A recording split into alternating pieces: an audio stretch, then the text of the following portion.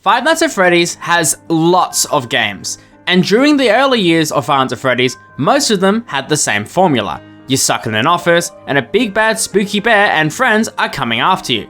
However, in the early years, one game came out that changed it all. No, I mean, yes, but no, you're still technically stuck in a room.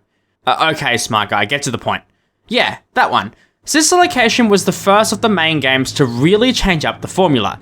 Instead of having a base AI that changes per night with increasing AI levels, or adding new characters to the existing gameplay loop, Sister Location makes every single night in this game a completely new and unique experience, with different characters, AI, and goals for each night. And in this video, I'm going to be going over every single little bit of code that I could find on this game and dissect how Sister Location actually works. I will be explaining the first 5 nights, the secret Ennard Night, and finishing off the video explaining the custom night. So, without further ado, let's get into the video.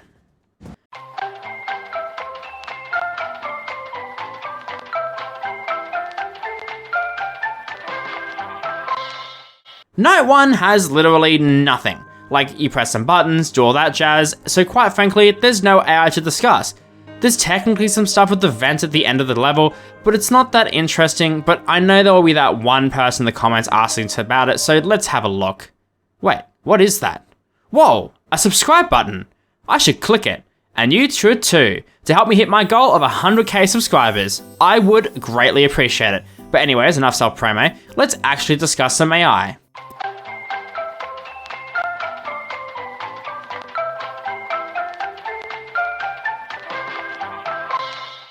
So night 2, we finally get some actual action, starting with the Biddy Babs. In the Biddy Bab level, you are hiding under a desk while the Biddy Babs attempt to attack. Now the AI in this section is quite scripted, and although there's a couple of things, most of it is just sound cues and things like that, so I'll stick to the important stuff. The sheet in front of you moves on pixels, with the player being able to move the sheet 5 pixels per frame until 1700 pixels across, which is when the sheet is fully closed. Once you fully close the sheet, the minigame will begin, with Biddy Babs beginning to tap on the sheet and look at you through one of the holes, which happens on every 7-second interval, with the Biddy Bab appearing at one of the holes for 7 seconds, before resetting in the middle of the vent and just, resetting in general. After 63 seconds of the minigame starting, the Biddy Babs will do their first attack and begin to pull on the metal sheet. The Biddy Babs will pull on the metal sheet at 2 pixels per frame, and they will pull for 10 seconds. The player can pull the sheet back at 1 pixel per frame, with a 2 out of 3 chance to pull an additional pixel.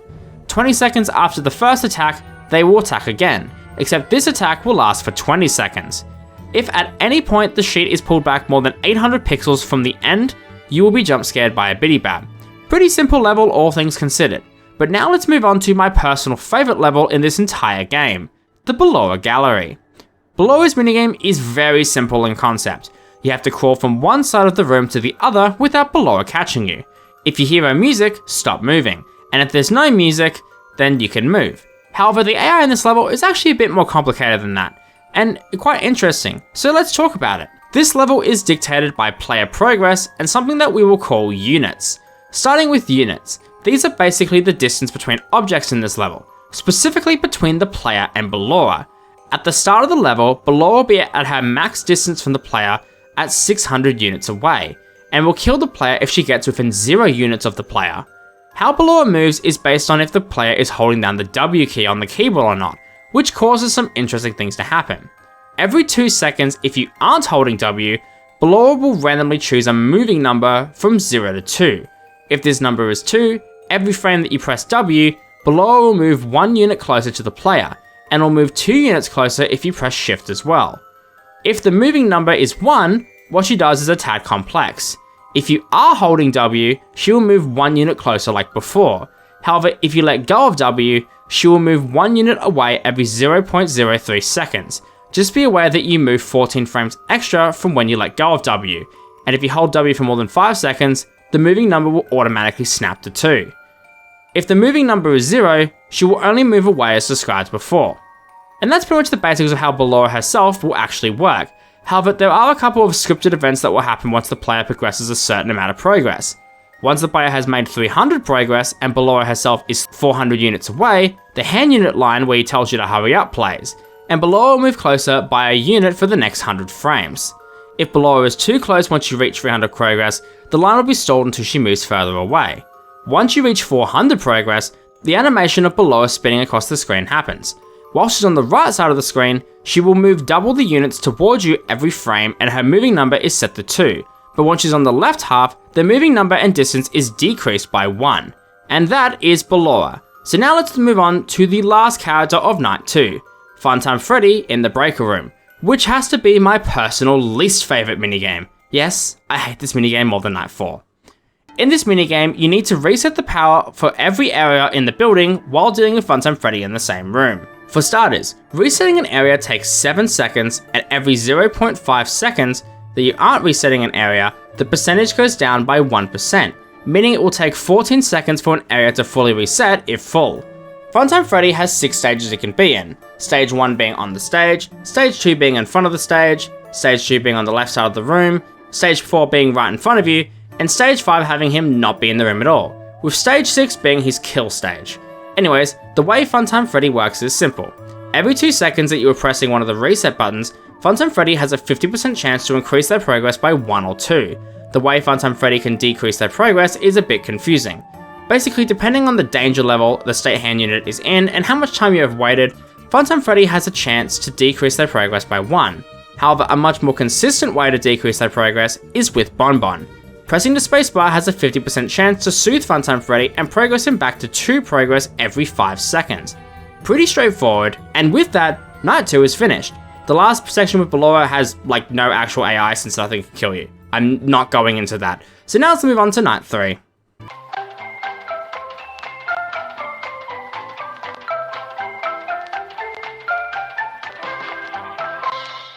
Night 3 has 2 main minigames, the first being Funtime Foxy in the Funtime Auditorium. This level is very similar to the Ballora one, except instead of listening for Ballora, you need to look for Funtime Foxy. The way this minigame works is also very similar to the Ballora minigame, with the units and progress returning from that minigame. Funtime Foxy starts 600 units away from the player just like Ballora, and will kill you once you get to 0 units. Every frame that you hold W, you progress 1 and 2 if you're holding shift. At the same time, Funtime Foxy approaches by 1 or 2 units depending if you're holding shift or not. If you're not holding W, Funtime Foxy will decrease his distance from the player by 1 per frame. On top of this though, every 3 seconds, he randomly chooses to either approach or go back, either subtracting 1 or adding 1. Using the flash actually brings Funtime Foxy closer to the player, by 50 units if Funtime Foxy is more than 200 units away. If you flash when he is 100 units or less, you will instantly die. You mainly use the flash to determine how close he is to you. From 600 to 500 units, he doesn't appear. From 500 to 400 units, he appears far, slightly facing to the left of the screen. He is not visible in this position past 1300 progress.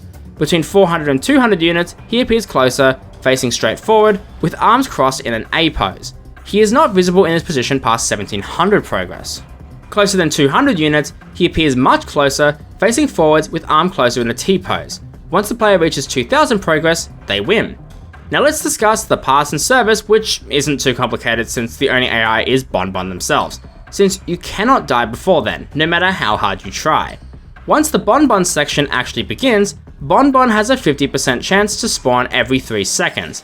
Once he spawns, he will appear once you overlap with the spawn trigger. There are 4 spawn triggers, which are basically the 4 corners of the screen, with Bonbon always spawning on the opposite side to your mouse. Every frame that your cursor is not overlapping Bonbon, his what we will call tolerance meter rises by 1, up to a maximum of 100. Every frame your mouse is on Bonbon, his tolerance will decrease by 4 per frame, and once it reaches 0, they disappear. Just be aware that Bonbon's character model is actually quite large, extending behind Funtime Freddy. If you don't succeed in 2 minutes, you die. And that is Night 3. The ending again is scripted, which leads us to probably the most AI dense part of the base game, Night 4.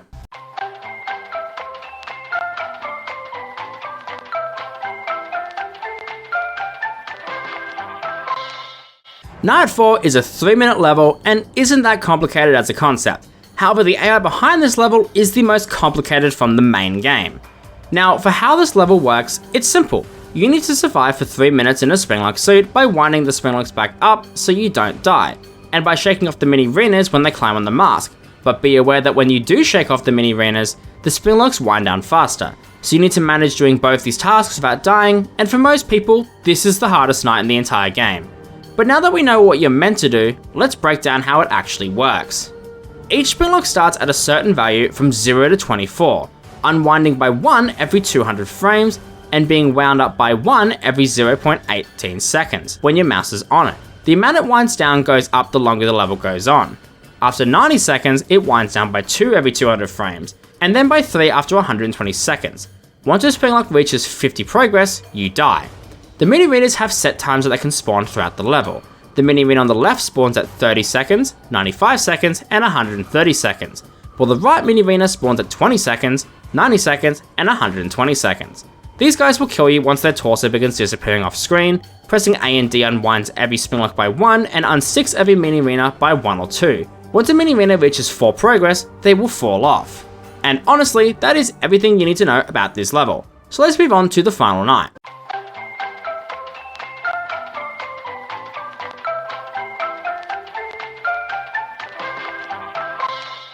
Now, Night 5 only really has one part that has any AI, and that's the Circus Baby section with the code. Everything else is completely scripted. So here's how that section works. You need to input a 10-number combination code into the keypad. Every second, a timer goes up by 1, and once it reaches 3, you are killed by Ennard.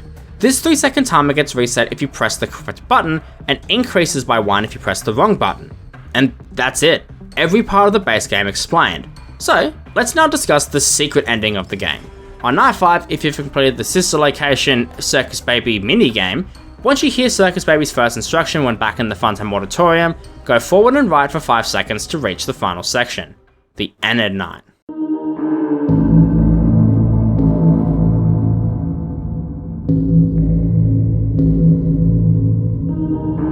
Now, the Ennard Night probably has the most AI of any section besides the Custom Night. This is your typical 12 to 6 AM night where you need to defend yourself against the spaghetti monster. Now, Ennard's AI is actually pretty straightforward, all things considered. However, after playing all of these games, I've come to find the more simple the AI, the more dangerous a character is, and Ennard is no exception. But first, the power.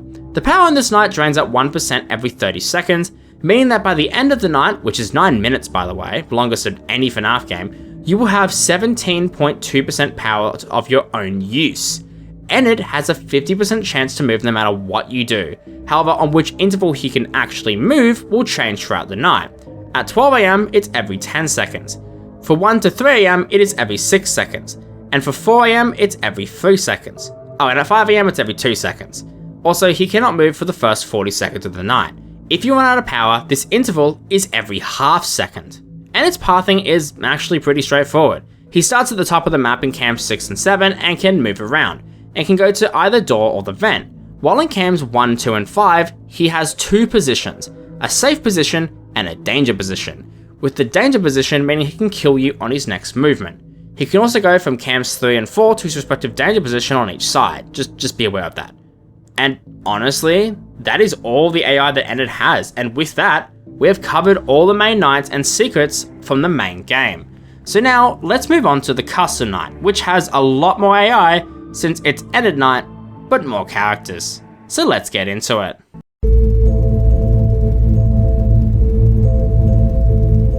So in the Custom Night, there are 10 characters that can affect your night, and none of them behave the way they do in the main game. So there will be a lot of new information. So let's get into that. For starters, the power drain. Every night you have a power value of 99,999 or 99% power. Every 0.07 seconds, 4 is taken from this value, plus what we will call the difficulty value, which has to do with the difficulty setting. To make this simple, easy mode has a value of 1, and very hard has a value of 4. On top of all of this, the power goes down by 1 plus number of bars of usage times 2 every frame. Now onto the characters, starting with Ballora. Ballora has a counter that starts at 50 and will go down by 1 every 0.2 seconds. Once this number reaches Ballora's AI level, she will move and then the process resets. At 4 AM, her AI is increased by 5, and the same thing happens at 5 AM. If the power goes out, she moves every 0.5 seconds. Next up is Funtime Freddy.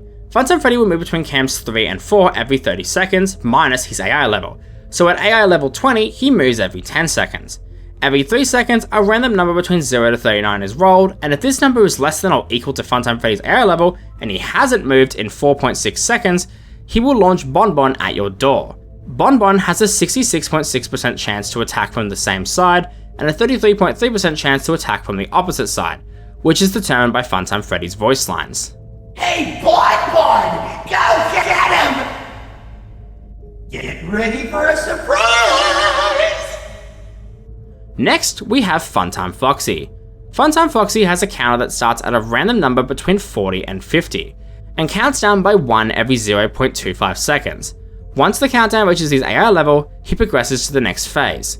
Once he reaches the next phase, his counter is set to a random number between 30 and 40, which resets back to a random number between 40 and 50 again if he is stalled with the camera. He has 5 stages he can be in, and if he hits your door, he will steal 1% of your power. Now, the Biddy Bab. Biddy Bab's AI is super simple, having an 850 chance to move every 3 seconds. The AI increases at 5, at 4am, and 5am, same as Ballora. Next up, Electrobab has the same counter as Funtime Freddy, with the counter starting at 30 and going down by 1 every second till it reaches the AA level. Once the timer is met, he will spawn at the opposite closet to Funtime Freddy. Once in the closet, they will drain 1 power every 300 frames until they are shocked. Mini Rena 1 has the same 30 seconds minus AI counter that Funtime Freddy and Electrobab have, and once they spawn, they decrease the oxygen at 1% every 0.5 seconds. And once Mini Rena 1 has reached their AI level timer, an extra Mini Rena spawns, basically making them digress the oxygen faster, and faster the longer that you wait, up to 1% every 0.05 seconds.